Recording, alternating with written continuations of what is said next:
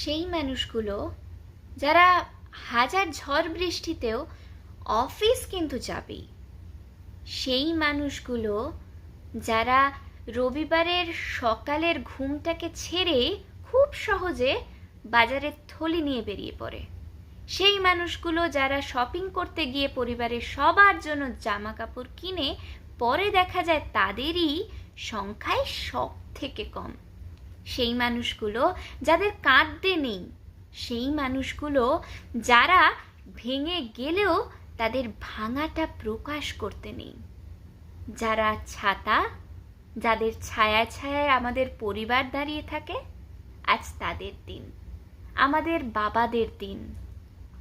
আজকে সমস্ত পৃথিবীর সমস্ত বাবাদের জানাই হ্যাপি ফাদার্স ডে।